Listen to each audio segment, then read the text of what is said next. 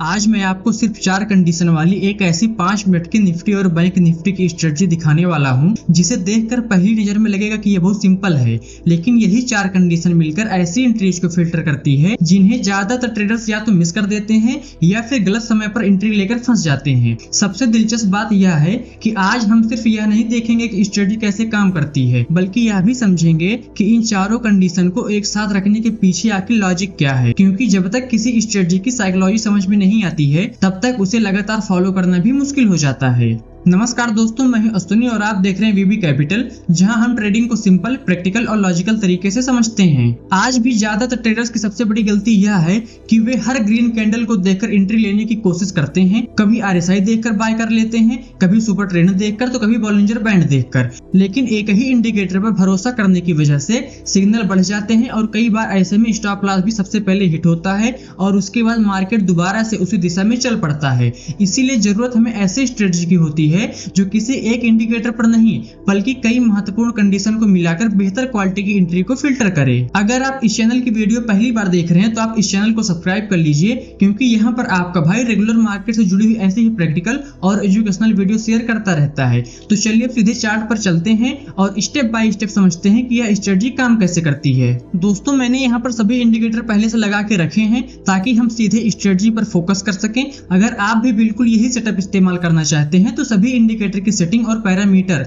आपको वीडियो के डिस्क्रिप्शन में मिल जाएंगे और आपको इस स्ट्रेटजी का इस्तेमाल केवल 5 मिनट के टाइम फ्रेम पर ही करना है। और आप यहाँ पर देख सकते हैं मैंने 5 मिनट का टाइम फ्रेम लगा के रखा है। अब बात करते हैं हमारी पहली कंडीशन की। हमारी पहली कंडीशन है कि 5 मिनट के दौरान हमें ऐसी कैंडल देखना है कि उस कैंडल की जो क्लोजिंग हो वह उसके ओपनिंग से ऊपर होनी चाहिए। अगर आप इस कैंडल को देखते हैं तो इस कैंडल की जो क्लोजिंग है वो यहाँ पर है और इस कैंडल की जो ओपनिंग है वो यहाँ पर है, यानी कि यहाँ पर हमारी पहली कंडीशन मैच हो रही है। और इसका सीधा मतलब है कि उस 5 मिनट के दौरान बायर सेलर्स पर हावी रहे हैं। लेकिन ध्यान दीजिए, सिर्फ ग्रीन कैंडल देखकर एंट्री लेना सही नहीं होता, क्योंकि कई बार मार्केट केवल कुछ मिनट के लिए ऊपर जाता है और फिर तुरंत वापस नीचे आ जाता है। इसीलिए हमारी पहली कंडीशन है, लेकिन एंट्री लेने के लिए अकेले यह कंडीशन बिल्कुल भी पर्याप्त नहीं है। अब हमें यह भी देखना होगा कि इस बाइंग के पीछे वास्तव में स्ट्रेंथ है या नहीं है, और यहीं पर हमारी दूसरी कंडीशन आती है।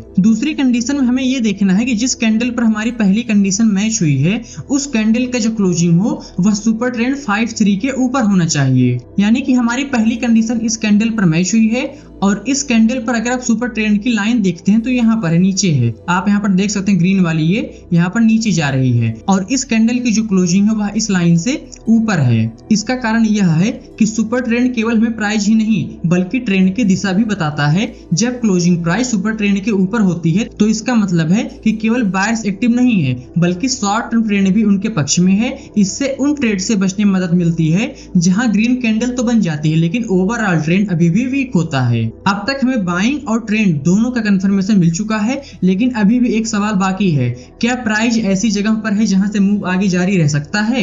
और इसी के जवाब हमारी तीसरी कंडीशन देती है। हमारी तीसरी कंडीशन कहती है कि उस कैंडल की जो क्लोजिंग प्राइस हो वह लोअर बॉलिंजर बैंड के ऊपर होनी चाहिए। अगर आप यहाँ पर लोअर बॉलिंजर बैंड देखते हैं तो लोअर बॉलिंजर बैंड की लाइन यहाँ पर नीचे है और इस कैंडल की जो क्लोजिंग है वो यहाँ पर ऊपर है। बॉलिंजर बैंड हमें मार्केट की वोलेटिलिटी और प्राइस की पोजीशन समझने में मदद करता है। अगर प्राइस लगातार लोअर बॉलिंजर बैंड के नीचे या उसके आसपास घूम रहा है तो अक्सर मार्केट वीकनेस दिखा रहा होता है, लेकिन जब closing price lower Bollinger band के ऊपर रहता है तो यह संकेत मिलता है कि प्राइस अभी पूरी तरह वीक जोन में नहीं है और बायर्स अपनी मौजूदगी बनाए हुए हैं। यानी अब हमारे पास प्राइस एक्शन, ट्रेंड और मार्केट स्ट्रक्चर तीनों का कंफर्मेशन है, लेकिन अभी भी एक आखिरी फिल्टर बाकी है। अब बात करते हैं हमारी चौथी और आखिरी कंडीशन की। हमें चौथी और आखिरी कंडीशन में ये देखना है कि अभी तक के ऊपर की तीनों कंडीशन जिस कैंडल पर मैच हुई है उस कैंडल पर जो आरएसआई हो वह 50 लाइन से ऊपर होना चाहिए। यानी कि अभी तक की सारी कंडीशन हमारी इस कैंडल पर मैच हुई है और इस कैंडल पर आरएसआई अगर आप देखते हैं तो 50 लाइन यहाँ पर नीचे है और यहाँ पर ऊपर ग्रीन जोन बना हुआ है। इसका मतलब ये है कि आरएसआई 50 लाइन के ऊपर है। बहुत से लोग आरएसआई का इस्तेमाल केवल 70 और 30 के लिए करते हैं, लेकिन इस स्ट्रेटजी में 50 लेवल ज्यादा महत्वपूर्ण है, क्योंकि 50 के ऊपर आरएसआई यह संकेत देता है कि मोमेंटम बायर्स की तरफ झुका हुआ है। अगर बाकी सभी कंडीशन पूरी हो जाएं, लेकिन आरएसआई अभी भी 50 के नीचे हो तो इसका मतलब यह भी हो सकता है कि प्राइस ऊपर तो गया है लेकिन उसके पीछे पर्याप्त मोमेंटम नहीं है। इसीलिए आरएसआई हमें अंतिम कंफर्मेशन देता है कि मार्केट मार्केट में केवल ट्रेंड ही नहीं बल्कि मोमेंटम भी बायर्स के पक्ष में बना हुआ है। अब जब ये चारों कंडीशन एक साथ पूरी हो जाती है तब हमें सिर्फ एक ग्रीन कैंडल नहीं मिलती बल्कि प्राइस एक्शन, ट्रेंड, वोलेटिलिटी और मोमेंटम चारों का एक साथ कंफर्मेशन मिलता है। लेकिन यहाँ पर सवाल ये है कि एंट्री कहाँ लेनी है, स्टॉप लॉस कहाँ रखना है और कैसे हमको अपना प्रॉफिट बुक करना है। दोस्तों सबसे पहले मैं आपको बता दूं कि किसी भी स्ट्रेटजी में केवल कंडीशन जान लेना काफी नहीं होता। अगर आपकी एंट्री, स्टॉप लॉस और टारगेट सही नहीं है तो अच्छी स्ट्रेटजी भी अच्छे रिजल्ट नहीं दे पाएगी। इस स्ट्रेटजी में जैसे ही किसी कैंडल पर हमारी चारों कंडीशन पूरी हो जाती है तब हमें उसी कैंडल पर तुरंत एंट्री नहीं करनी है, क्योंकि कैंडल के क्लोज होने से पहले कंडीशन पूरी तरह बदल भी सकती है। इसीलिए हमें उस कैंडल के क्लोज होने का इंतजार करना है।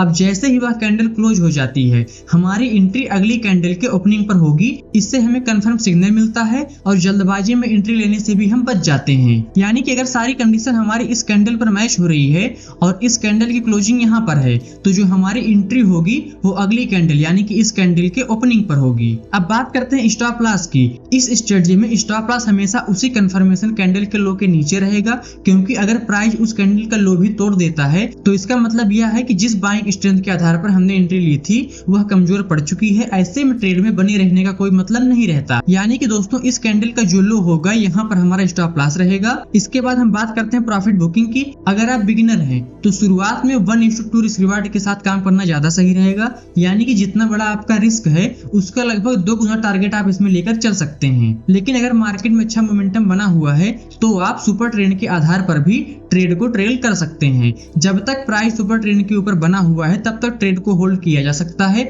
और जैसे ही प्राइस सुपर ट्रेंड के नीचे क्लोज हो जाए तो वहां पर प्रॉफिट बुक करने का विचार किया जा सकता है। अब मैं आपको इसका एग्जांपल देकर बताता हूं कि आखिर हमने जो रूल यहाँ पर लगाया है क्या वह सक्सेस होता है या नहीं। तो इसके लिए इस चार्ट को थोड़ा सा हम छोटा करेंगे ताकि बिल्कुल क्लियर दिखाई दे।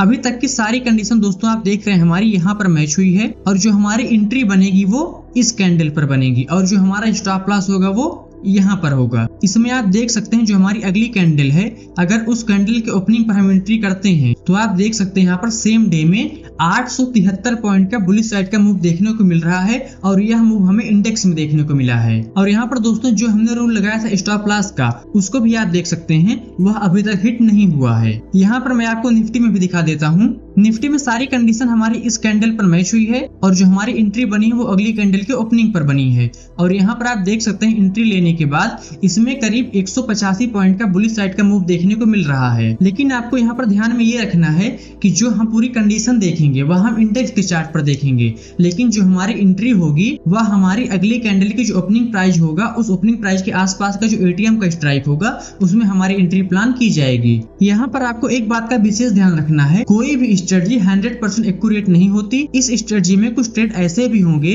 जहां पर स्टॉप लॉस हिट होगा, लेकिन हमारा उद्देश्य हर ट्रेड को जीतना नहीं है। हमारा उद्देश्य ऐसे ट्रेड को लेना है जहां प्रोबेबिलिटी हमारे पक्ष में हो और लंबे समय में रिस्क मैनेजमेंट के साथ कंसिस्टेंसी बनाई जा सके। इसीलिए कभी भी केवल एक सिग्नल देखकर ओवर ट्रेडिंग मत कीजिए। हमेशा अपने कैपिटल के अनुसार पोजीशन साइज तय कीजिए और बिना स्टॉप लॉस के ट्रेड बिल्कुल मत कीजिए। अगर आपको यह स्ट्रेटजी पसंद आई है और आप चाहते हैं कि यही चारों कंडीशन अपने आप इंडेक्स में स्कैन होकर मिल जाए तो अगली वीडियो में मैं इसी स्ट्रेटजी का पूरा चार्टिंग स्क्रीनर बनाकर दिखाऊंगा जिससे आपको मैनुअल सर्च करने की जरूरत नहीं पड़ेगी। और अगर आप चाहते हैं कि वह वीडियो जल्दी आए तो नीचे कमेंट में स्क्रीनर जरूर लिखिए ताकि मुझे भी पता चले कि आप लोग उसका इंतजार कर रहे हैं। साथ ही अगर आप मार्केट से जुड़े महत्वपूर्ण अपडेट और एजुकेशनल कंटेंट और मेरी आने वाली वीडियो की जानकारी सबसे पहले पाना चाहते हैं तो यह हमारा टेलीग्राम वीबी कैपिटल है, आप इसको भी ज्वाइन कर सकते हैं। इस टेलीग्राम का लिंक आपको वीडियो के डिस्क्रिप्शन में मिल जाएगा। और दोस्तों यह पूरी तरीके से फ्री और एजुकेशनल पर्पज के लिए है। इसके साथ ही अगर आप स्टॉक ऑप्शन में काम करते हैं तो हमारे यहाँ पर पिछली वीडियो शेयर की गई, इसको भी आप देखकर समझ सकते हैं कि आखिर स्टॉक ऑप्शन में कैसे काम किया जाता है। दोस्तों अगर आपको आज की वीडियो से कुछ नया सीखने को मिला हो तो वीडियो को लाइक कीजिए और अपने ट्रेडिंग करने वाले दोस्तों के साथ जरूर शेयर कीजिए। और ऐसे ही प्रैक्टिकल और लॉजिकल ट्रेडिंग कंटेंट के लिए वीबी कैपिटल को सब्सक्राइब करना बिल्कुल मत भूलिए। तो मिलते हैं दोस्तों अगली वीडियो में, तब तक के लिए नमस्कार। आप देखते रहिए वीबी कैपिटल। आपका दिन मंगलमय हो।